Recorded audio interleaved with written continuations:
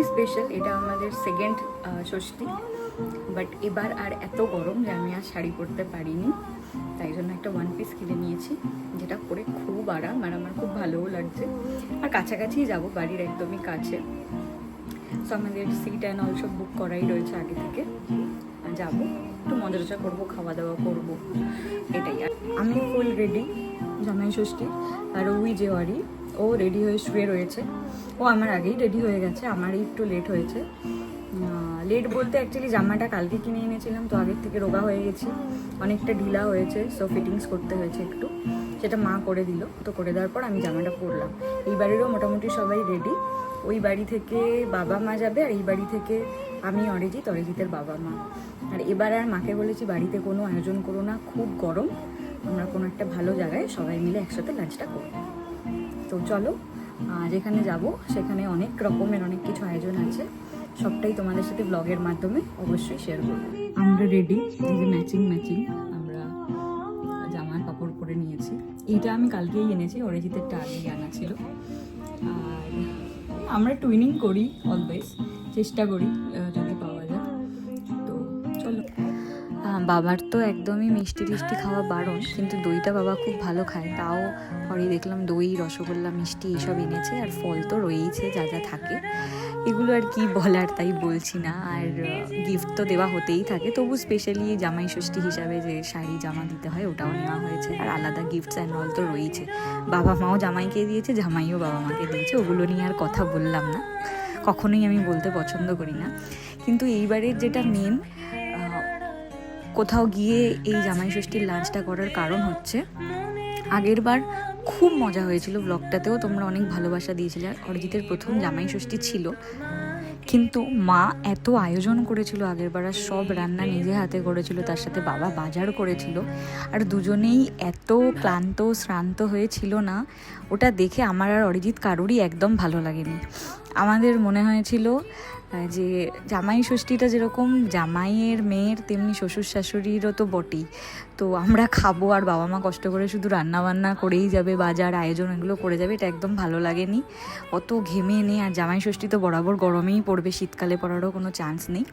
তো তাই জন্যই এবার প্রথম থেকেই মাকে বলে রেখেছিলাম, মা বাড়িতে কোনো আয়োজন করবে না, সব কিছু আমি ঠিক করে রাখবো, তুমি শুধু সুন্দর করে রেডি হয়ে তুমি, বাবা মা আর এই বাড়িরও বাবা মা সবাই মিলে আমরা একটা জায়গায় চলে যাব।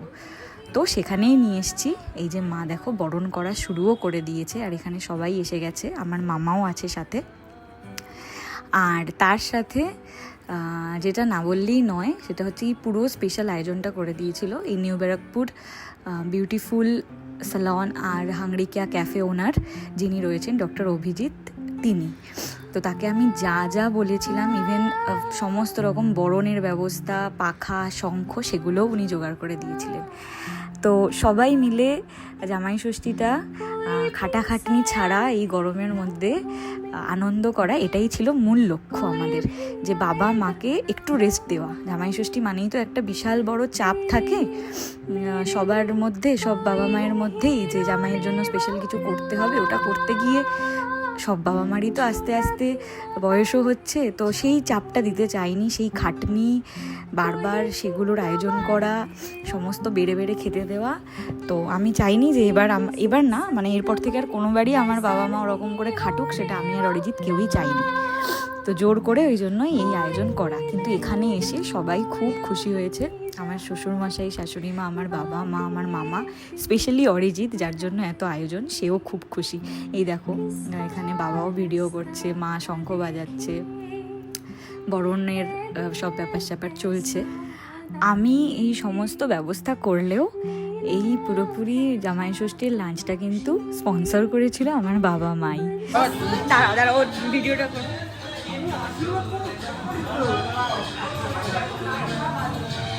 अरे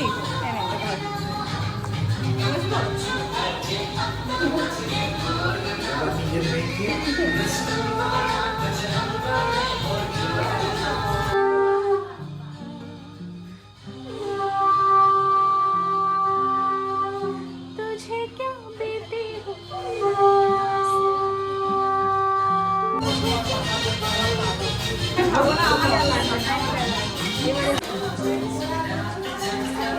Hi.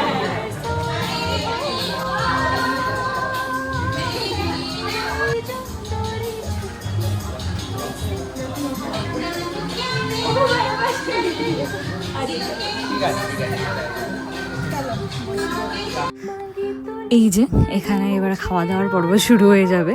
ওয়েলকাম ড্রিঙ্ক অলরেডি দিয়ে গেছে এখানে। এটা ছিল গন্ধরাজগুলের একটা শরবত, খুবই রিফ্রেশিং ছিল। সবাই আমরা এখন এটা এনজয় করছি। এইটাই হচ্ছে মজা, মানে ভালো লাগছে দেখে যে মা যেখানে ঘেমে নিয়ে প্রত্যেকবার রান্না করে যায়, বাবা যোগান দিয়ে যায়, সেখানে সবাই মিলে একসাথে খাওয়া দাওয়া করতে পারছি কোনো খাটনি ছাড়াই। পোস্ত বাটা, শাক ভাজা, ঘি, গন্ধরাজ লেবু, ইলিশ মাছ ভাজা, মুগের ডাল, এঁচোড় চিংড়ি, ভেটকি পাতুরি।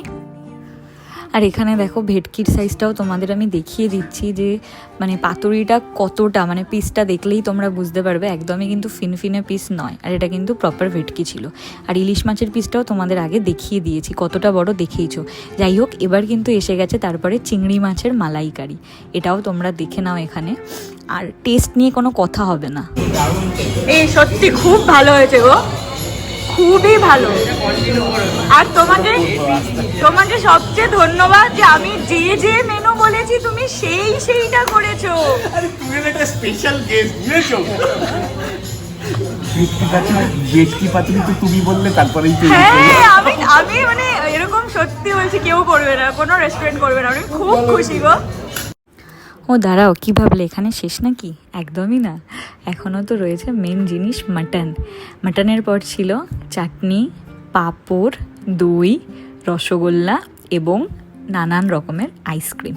ও হ্যাঁ, একদম লাস্টে মুখশুদ্ধি হিসাবে কিন্তু জোয়ানও ছিল, কিন্তু সেটা আমি ক্যাপচার করতে ভুলে গেছি। যাই হোক, তো মা তো একদমই প্রথমে রাজি হচ্ছিল না যে না, বাইরে কোথাও কি জামাই ষষ্ঠীতে আবার খাওয়া হয় না কি, বাড়িতে হাতে বানাবো। আর যেহেতু এটা পুরোটাই স্পন্সর করেছে মা বাবা, তো আমারও ভেতরে একটা টেনশন ছিল যে আমি সব কিছু অ্যারেঞ্জ করছি, বাবা মায়ের মনের মতো হবে তো। যাই হোক, সবার মনের মতো হয়েছে। আমি, অরি, আমার মা বাবা, আমার শ্বশুরমশাই, শাশুড়ি মা, আমার মামা, সবাই ভীষণ ভালো খেয়েছি। যদিও এত আইটেমস একেবারেই আমরা সবটা খেতে পারিনি, কিছুটা সঙ্গে করে নিয়েও আসতে হয়েছে। কেমন ইলিশটা? ভালো না?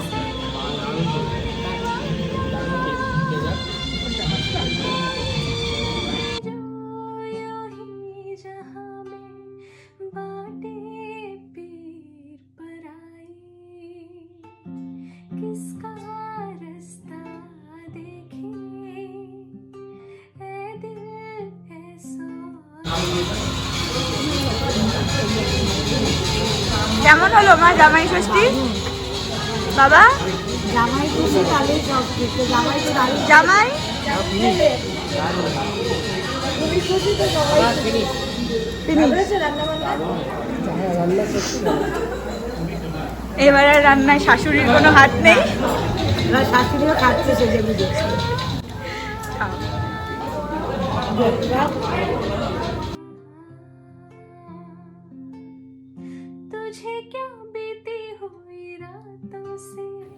বাড়িতে চলে এসেছি, রুইনিয়ানের সাথে আগে দেখা করব, তারপর বাড়ি গিয়েই এই জামা ছাড়বো। মানে একদম এই বড় জামা, কুর্তি, ওয়ান পিস এগুলো পরে মানে বেশিক্ষণ থাকতে পারি না। ভাগ্যিস তাও শাড়ি পরিনি, কিন্তু এসিতে খেয়েছি, কোনো কষ্টই হয়নি। দেখি খুব সুন্দর লাগছে, একটু থুতু দিয়ে দিয়া এদিকে।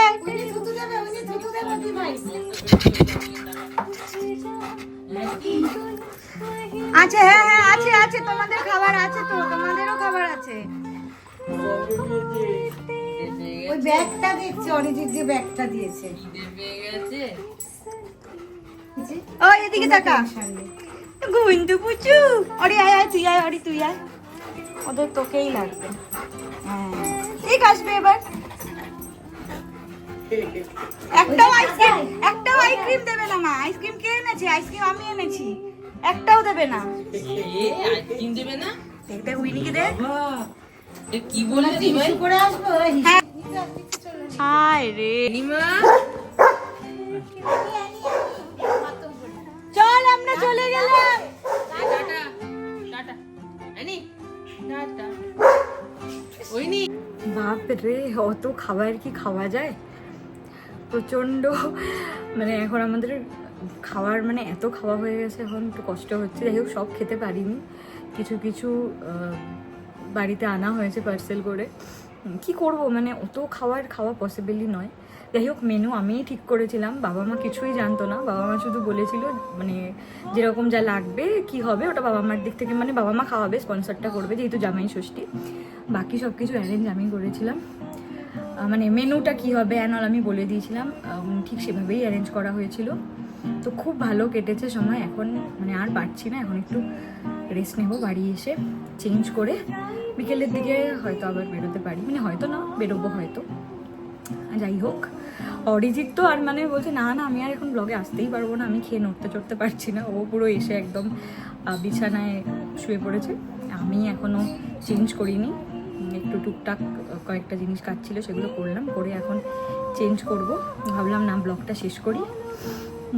এই তো, যাই হোক বছর এরকম একটা করে দিন, একটা না এখন অনেক দিনই আমরা দুই বাড়ি একসাথে বেরোই, খাওয়া দাওয়া করি, কিন্তু এই ভালো লাগে। আর এবার জামাই ষষ্ঠীটা বাড়িতে না হয় ভালোই হয়েছে। ভালো হয়েছে বলতে কি মায়ের খুব কষ্ট হয়, মা তো করতে চায়, এবারও মা নিজের হাতেই করতে চেয়েছিল, কিন্তু বাবার শরীর খারাপ এতটা দেখে মাকে না করলাম। তা দেখলাম না ডিসিশনটা খুব ভালো হয়েছে, বাইরে এসেছি সবাই মিলে বেশ এনজয় করা গেছে। তো চলো, আগের বছরের জামাই ষষ্ঠীর ব্লগটাকে তোমরা সবাই খুব ভালোবাসা দিয়েছিলে, দেখি এবার একটা তোমাদের কেমন